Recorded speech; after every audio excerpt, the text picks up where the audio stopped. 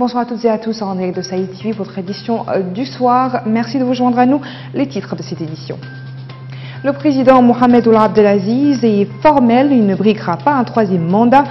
Il a affirmé lors de l'ouverture du festival culturel de Oualata.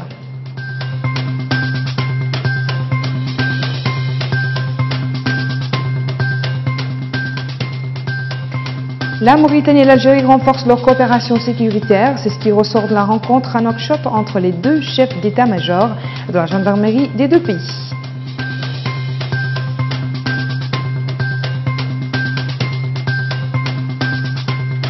Le marasme persiste dans le secteur de l'artisanat traditionnel mauritanien. Les artisans lancent un cri d'alarme pour sa sauvegarde.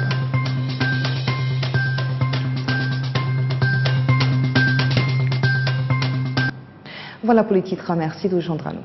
Le président Mohamed Ould Abdelaziz va-t-il briguer un troisième mandat lors de la prochaine présidentielle? C'est ce qui se profile à l'horizon. Le chef de l'État rappelle qu'il compte bien respecter la Constitution, mais qu'il entend aussi les appels de ses partisans en vue d'un maintien au pouvoir. C'est ce qu'il a affirmé hier lors de l'ouverture du festival culturel de Oualata dans le sud du pays où l'attendaient de nombreux soutiens. Le président de la République a par ailleurs abordé plusieurs sujets, sécurité, politique et tourisme. Commentaire Cyril Sidibé. Le Festival des villes anciennes magnifie la culture de nos cités antiques. Ce rendez-vous annuel est un moment de retrouvailles pour revitaliser le passé glorieux de l'espace mauritanien. Soirées culturelles et artistiques, sketchs et autres manifestations expriment la richesse et la diversité de notre pays. L'occasion de jeter le pont entre le présent et le passé. Le Festival des villes anciennes, c'est aussi un agenda politique marqué par des allocutions abordant des sujets d'actualité brûlante.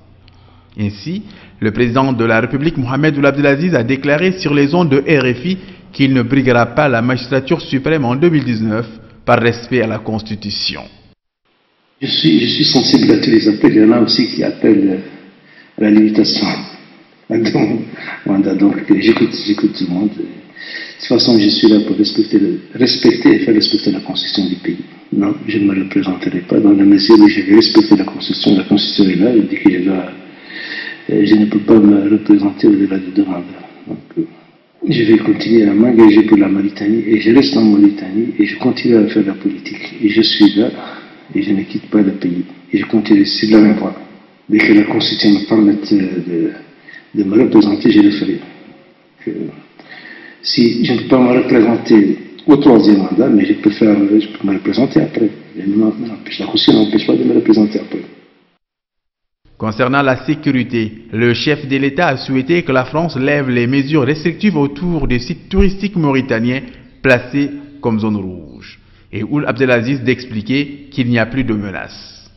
J'attends beaucoup qu'avec le Quai d'Orsay puisse faire évoluer cette carte, cette zone rouge en Mauritanie. Parce que pour nous, d'abord, elle ne s'expliquait pas dans le temps et en plus de cela, elle s'explique de moins en moins. Je crois que nul pays au monde, pas un pays qui puisse assurer une sécurité à 100%, je pense que c'est impossible, c'est même utopique.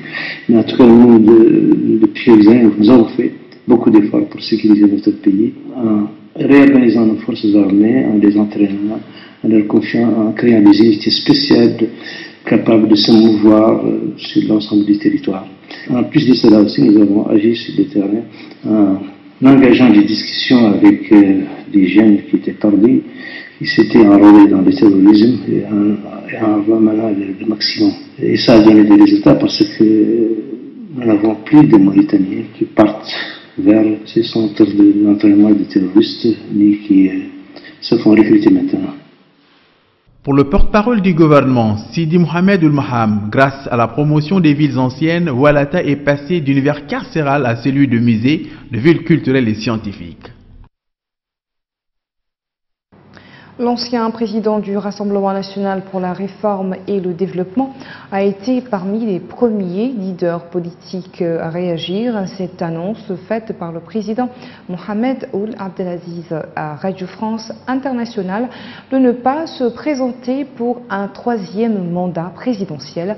Mohamed Jamil Mansour s'en est félicité. Je sais que la Constitution n'autorise pas le président actuel à briguer un troisième mandat. Je sais également que les articles pertinents sont rigides et ne peuvent en aucun cas être modifiés. Je sais que la Constitution autorise le président à se réélire une fois, contrairement aux constitutions qui interdisent le relais, a-t-il déclaré dans un message publié sur son compte Facebook. Cependant, je me félicite de la déclaration du président Mohamed Ould Abdelaziz à Radio France Internationale de ne pas briguer un troisième mandat.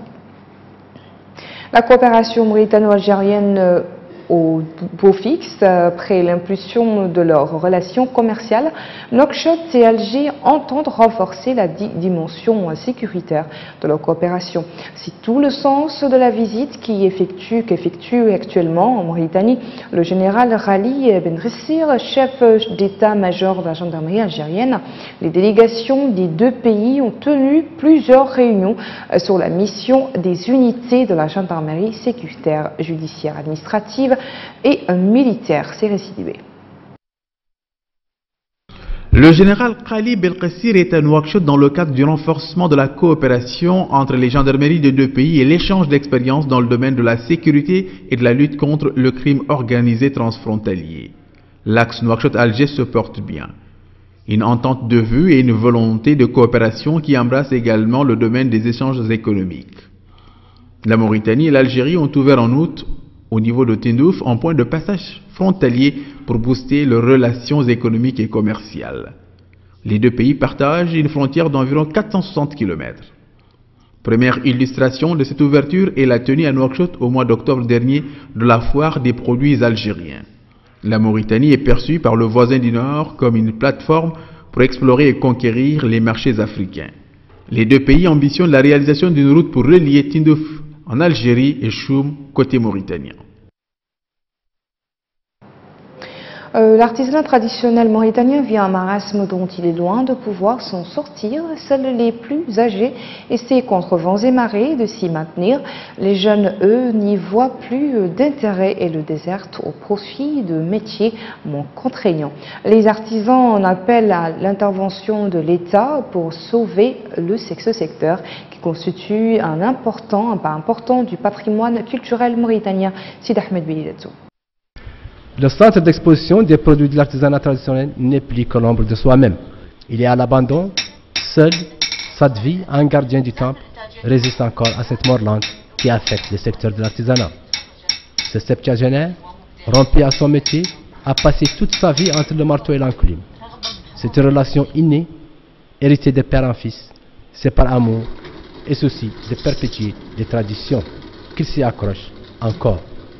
Le revenu qu'il en tire ne lui permet plus de subvenir aux besoins de sa famille.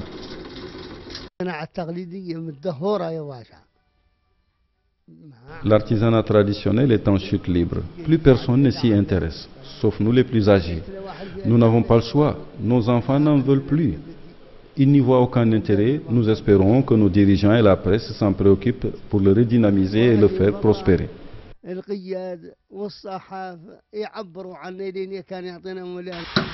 Cette vie fait partie des milliers d'artisans qui n'ont d'autre faute que d'avoir choisi ce métier. Ils confectionnent tous ces objets décoratifs et utilitaires et excellents parfois dans la sculpture avec ces œuvres d'art qui dénotent un véritable savoir-faire. Le bois, c'est difficile, pour avoir ça, c'est très difficile. Parce qu'on trouve ça à l'intérieur du pays. C'est le baby ou bien Chagall. Actuellement, le bois, c'est très difficile pour avoir ça. Bon, ça, c'est deuxième fois. Le deuxième, il n'y a pas de clients. Il n'y a pas de clients qui viennent. Il n'y a pas de tourisme qui vient. Même si le tourisme vient, il ne vient pas ici. Nous voulons qu'on nous amène des touristes.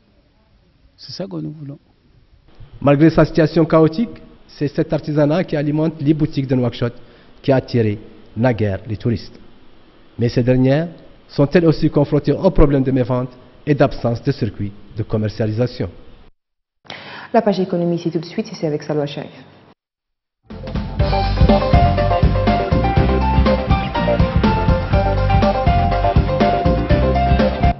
Merci Ndé. Mesdames et messieurs, bonsoir et bienvenue dans ce journal de l'économie.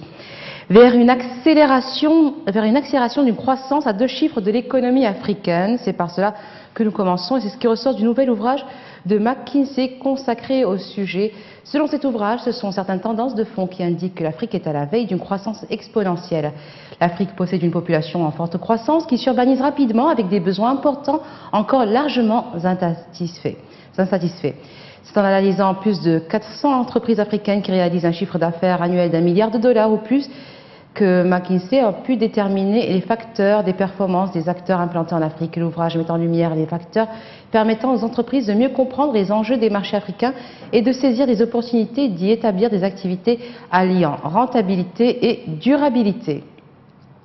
L'OCDE fait part de son pessimisme pour l'économie mondiale. L'Organisation pour la coopération et le développement économique a confirmé le ralentissement de la croissance mondiale en amputant de 0,2 points pour la 2e fois en 2 mois sa prévision de croissance mondiale pour l'an prochain, la ramenant à 3,5% alors qu'elle tablait encore sur 3,9% en juin.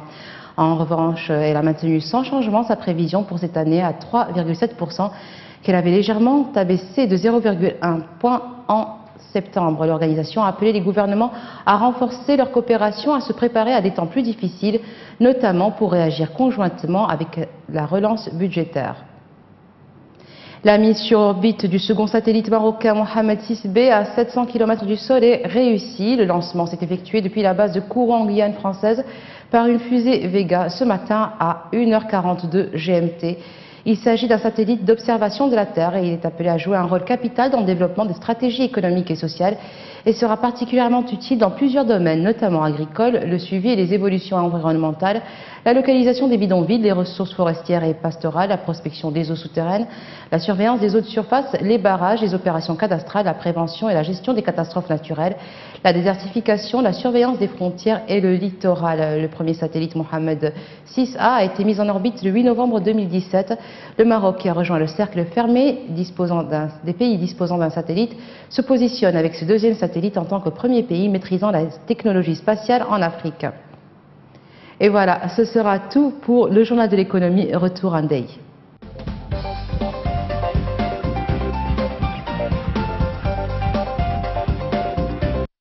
Le secrétaire général des Nations Unies, Antonio Guterres, a demandé des soutiens pour le maintien de la paix en Afrique, faisant valoir que les conflits en Afrique menacent la sécurité mondiale. Le monde doit comprendre que la capacité de maintien de la paix de l'ONU a des limites, a-t-il déclaré devant le Conseil de sécurité. Nous sommes confrontés à toujours plus de situations dans lesquelles nous avons besoin de renforts de paix et d'opérations de lutte antiterrorisme qui ne peuvent être menées que par nos partenaires, en l'occurrence l'Union africaine et les différentes organisations sub-régionales. Les forces militaires conjointes du Mali, du Niger, du Burkina Faso, du Tchad et de Mauritanie sont parvenues à établir une capacité opérationnelle initiale. Toutefois, le manque de financement limite la capacité de cette force à répondre aux défis de sécurité graves dans la région, a-t-il dit. Jusqu'à présent, près de la moitié des crédits promis n'ont pas été alloués, encore moins versés, a-t-il observé. Au Nigeria, la campagne présidentielle a démarré. Elle doit durer 3 mois jusqu'en février 2019. 78 candidats sont en lice, dont le président sortant, Muhammadu Buhari, et son principal opposant, Atiku Abubakar. C'est à la télévision nationale que l'ancien général Muhammadu Buhari, 75 ans, a fait le bilan de ses 4 années passées à la tête du pays. Il s'est présenté comme l'homme de la situation, affirmant avoir tenu ses promesses en termes de sécurité, d'économie et de lutte contre la corruption. De son côté, l'homme d'affaires Atiku Abubakar a lancé officiellement sa campagne avec une vidéo diffusée en direct sur Facebook et Twitter, un choix stratégique selon son équipe de communication pour s'adresser directement aux jeunes électeurs. Martin Fayoulou, le candidat de la coalition d'opposition du RD Congo, est arrivé mercredi à Kinshasa. Il doit lancer sa campagne pour la présidentielle du 23 décembre sans le soutien des poids lourds de l'opposition, Félix Tshisekedi et Vital Nkenre. Le candidat commun est là, je suis là, a lancé aujourd'hui Martin Fayoulou, candidat de la coalition d'opposition Lumbuka à l'élection. L'outsider issu d'un petit parti a été désigné candidat commun de l'opposition lors d'une réunion de 7 opposants congolais le 11 novembre à Genève, dont Moïse Katumbi et Jean-Pierre Bemba. Mais le jour suivant, 2 d'entre eux, Félix Tshisekedi et Vital Nkenre, sont revenus sur leur engagement de se désister en faveur de l'élection présidentielle.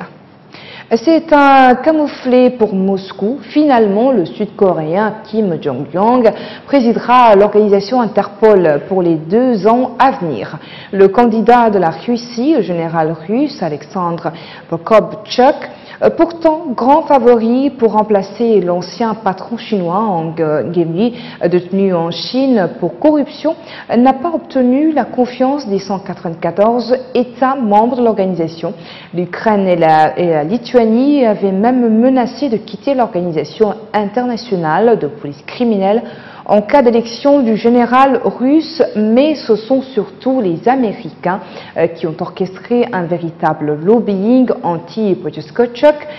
Dans une lettre ouverte, 4 sénateurs avaient appelé les délégués à rejeter sa candidature par crainte de voir l'organisation internationale devenir un outil aux mains du Kremlin pour réprimer l'opposition. Voilà sur l'actualité internationale que s'achève cette édition. Merci à vous de nous avoir suivis. Le rappel des titres à la une. Le président de la République est formel, il ne briguera pas un 3e mandat. Mohamed Abdelaziz l'a affirmé lors de l'ouverture du festival culturel de Ouattara.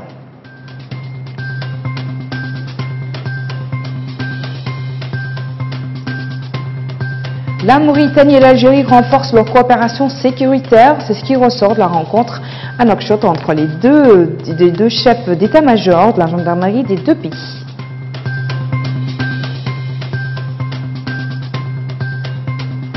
Le marasme persiste dans le secteur de l'artisanat traditionnel mauritanien.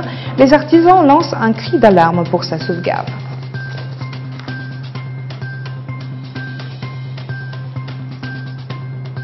Merci de nous avoir suivis. Très bonne suite de programmes sur Sahel TV. Bonsoir.